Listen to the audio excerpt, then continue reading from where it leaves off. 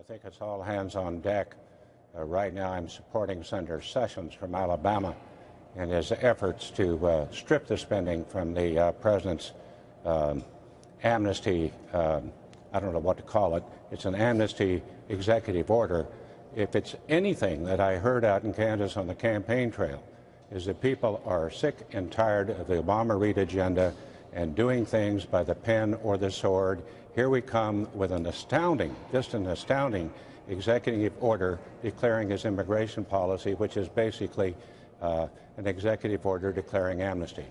I don't think this is going to happen. All right. Well, it looks like the senator is wrong, because reports are that on Friday in Las Vegas, the president will announce his executive order on immigration.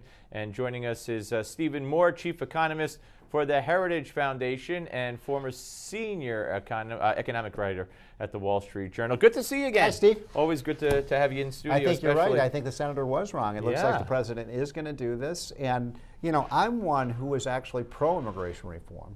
I think this is just going to divide the country right in half. I think it's going to cause, you know, people marching in the streets. I mean, people are going to be so angry about this.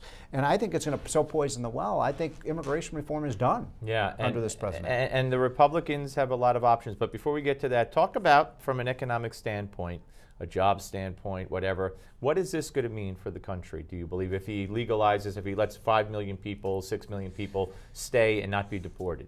I'm very pro-immigration. People want to come here and work. I'm all for it. But I think the big problem here is A, they're here illegally. B, we have Obamacare now. That's 5 million people who are immediately going to be signed up for Obamacare. Now, I just passed by the debt clock here in New York. 17.5 trillion. Yeah. We don't have money for this. We don't. When a government is $17 trillion in debt, we can't be putting 5 million illegal aliens on Obamacare, Steve. Yeah, Obamacare and probably other maybe food stamps. Programs. So I'm very nervous about it. I think it is going to be. I'm shocked at this president, quite frankly. I mean, everything See, I'm he's not, done. But go ahead. I am. I mean, I look. One of the first things that he's done since the election, it's like the election never happened. First, he does this bogus climate change with China. Then he puts all his political muscle behind getting Democrats to vote against the Keystone Pipeline, which the voters said, how loudly did they have to scream it? Right. We want jobs. Yeah. And then this immigration thing. And you're right. See, I'm not surprised at him, because I just think he ran on fundamentally changing America, a country that he had a lot of problems with.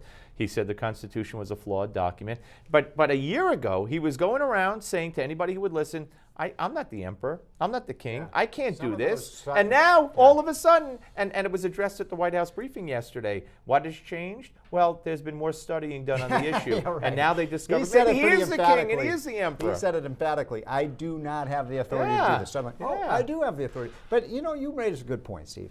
This president wants to be, quote, transformational. He wants to transform America. So the first thing he did was the massive increase in spending and debt. The second thing he wanted to do was nationalize the healthcare system. So we had Obamacare. Both of those two things without a single Republican vote. What's left on his agenda?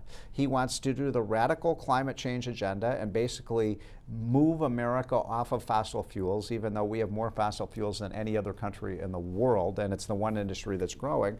And the last thing he wants to do is legalize all these, provide amnesty for immigrants. So from his standpoint, that's a grand slam, right? Yeah, absolutely. And politically speaking, we've heard you address the economics, but you touched on how it would poison the well, how all the Republicans have said that, and now what would you advise the Republicans to do? I mean, of course.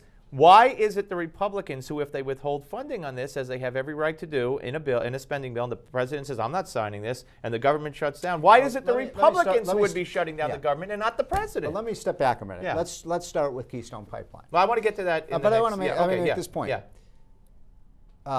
Mary Landrieu is gone, girl. Yeah. She's gone. Yeah. She's lost that.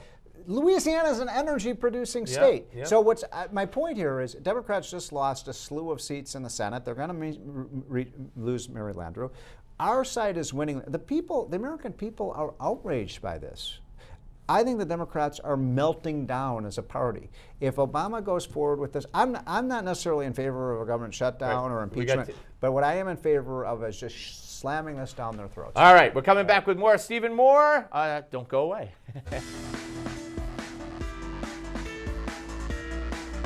Who exactly is Gruber? What was his role in crafting Obamacare? I don't know who he is. He didn't help write our bill. Most people think he's one of the best outside experts, Mr. Gruber of MIT. I don't know if you have seen Jonathan Gruber of MIT's analysis. And so... Jonathan Gruber is one of the most respected economists in the world. He attended 5 of the 12 meetings at the Obama White House in 2009, including the meeting with the president. I was a paid consultant to the Obama administration to help develop the technical details of the bill. Yeah, but nobody knows who he is. Huh, this guy, I don't know him. And Nancy Pelosi still can't get the words out. All right, Stephen Moore rejoins us, chief economist for the Heritage Foundation. This whole Gruber-gate thing, it is just blowing up in the Democrats' face. There's been a lot said about this. I want to add a new element to this. He got $400,000 in taxpayer money. From the federal government, yeah. And you know what's interesting? You wonder how many of these other, liberal scholars are getting these under the table. Yeah. That was never disclosed, yeah. right? There was no transparency there. He never, when he went on these TV shows and talked about how wonderful Obamacare is, he never exposed he was getting paid. Yeah. That's what you call a conflict of interest. Yeah. And what I think Republicans ought to do here is start really probing who is on Obama's payroll, right? Who's getting paid of all these liberal, talk show people? I bet there are dozens of Grubers out there. And as a taxpayer, by the way, I'm outraged. How do you get $400,000? That's well beyond what any civil servant gets. And if you add up all the monies he's made from states, he's gotten millions of dollars. Yeah. So by the way, I believe he should be forced to. 2 things should happen. One is he should be forced to give that money back since he lied. And number 2, what about MIT? How do you keep a lie or a fraud on your tenure track? That's a good question. That's a very good question. I mean, this is a black eye for MIT. Yeah. No, you're absolutely right. All right, but what does it mean politically for the Democrats, do you think? Well, I think let's again put it in a broader context. There's been so much said about this. I think what the message here is liberals lie. They believe they're on a righteous mission. So the truth is the first casualty. So they lie about Obamacare. They lie about climate change. You cannot trust these people. You just heard Harry Reid say, this is one of the most respected economists. And Nancy Pelosi brag about him and then now says, I don't know who he is. Is he a creepy guy or what? He seems to be pretty creepy. He has a creepy kind of voice kind of thing. I don't know, but who might have judged? Of course, the other point here is, this is a point George Will made in his column this week, because I'll echo the great one, that liberals are elitists. They don't believe people can make decisions for themselves. Well, right? Gruber, also you saw the latest is that seniors can't make their choices. Seniors, people are too stupid. Well, they need experts like me, Jonathan Gruber, to make the decisions for them. Well, it's like when Obama was caught lying about you like your doctor, you keep your doctor, you like your plan, you keep your plan. The administration's explanation and all the liberals' explanation was, you had, remember this phrase, subpar plans. And you're too stupid to know it, because if you got sick, it wouldn't even cover you. So we had to come in and rescue you. It's crazy. Well, I'll give you another example of a fallacious argument about the Keystone Pipeline. What did all the Democrats say? Oh, this is just temporary jobs. These jobs won't last for long. I've heard wait that a minute. over and over. The president's been running around the country for 3 years saying we need all these infrastructure projects, roads, and wait a minute. Are those temporary jobs? Of course. Let's get back to Keystone. Let's get back to Keystone. Yeah. What does this say about the you and I talked off the air. I would have thought, like you said, 75 votes. After this election? They couldn't get 60, and this was Mary Landrieu. I think she would have lost anyway in the runoff. But this was her last hope. What does it say about the Democratic Party? I think what it says is that this party is in the grips of a radical green movement that is against jobs, against industry, against the free enterprise system.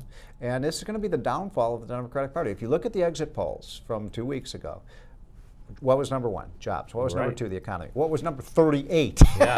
Climate change. The Democrats yesterday put climate change ahead of jobs in the economy. And it's that simple. I read a story today, I forget who wrote it. Hillary What Keystone Pipeline? In other words, she hasn't said boo about it. We got to get so, her on the so record. what is she? What do you think she's going to do when all is said and Elizabeth done? Warren, her adversary, voted against it. Yeah, well, right? that's no so surprise. We know where she's at. So Hillary's in a bad position here because if she says I'm with Obama on this and I'm with the Democrats, who needs it? The general public is against her. Against her. If she says I'm I'm against Obama on this, we need it, then she loses the left. Yeah, so what does she do?